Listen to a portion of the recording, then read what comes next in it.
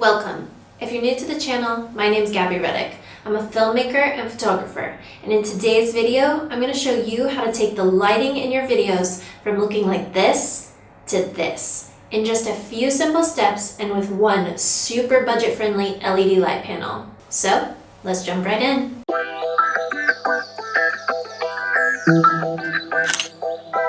Okay, so just bear with me for a second because I know this grainy, low quality footage is a bit difficult to watch, but I want to take you guys through step by step all of the things that I do that change this setting so that you can actually see what each element changes. So first, let's talk about camera settings. Right now, there's not enough light in the room, so the camera is having to compensate by bumping up the ISO really high. That is making the image super, super grainy. It will flood your video with grain and it won't be that crisp, clear image that you want. We also have the overhead lights on. That is a big no-no, as those overhead lights cause huge under eye circles. They're really just not pleasing. They don't generally make a good skin tone, and they will mess up all of the other lights in the room because they're going to be a different tone. So we definitely want to turn off those overhead lights and also cover the windows with some blackout curtains. You can also see behind me that the background is really in focus. Generally, you want a bit of a distance between you and your background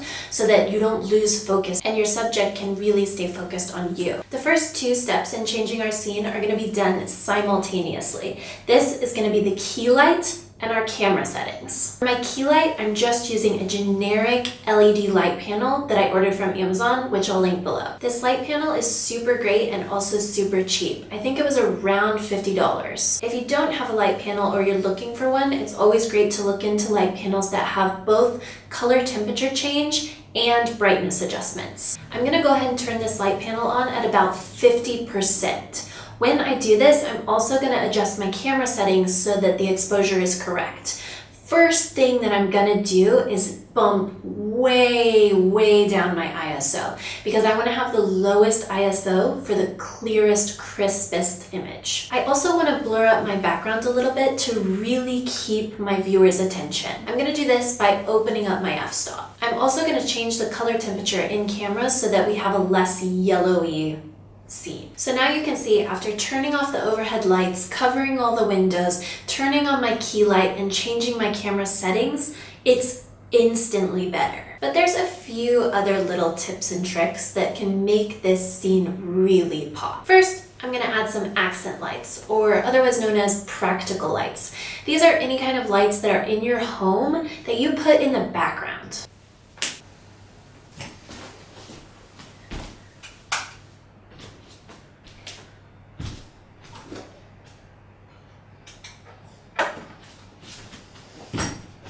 So over here, I've turned on the modeling lamp in a photo studio light and put that in the background. Over here, I have one of these $10 neon lights that you can pick up at Walmart or on Amazon. I think these are really great because they add like a little bit more color and pizzazz. I'm also going to put a screensaver on my computer. The computer acts as another practical light. You can change the screensavers based on the theme or the color that you want, but it's also really relevant to my channel, which I think is very important too, as I use the computer all the time for film and photo. Another tip I really want to mention is leaving this space here clear. You don't want to have things coming out or smashing into your head because even if it's in the background, it's just going to draw attention away from you. So there you have it. Just with these few simple tips and one key light, you can change your studio from this to this. If you have any questions or comments, just drop them below, and don't forget to like and subscribe for more filmmaking videos from me. I hope this video really helped you guys out and allows you to take your studio lighting to the next level. See you next time. But before we head off, please don't forget to follow me on Instagram at Gabrielle Reddick.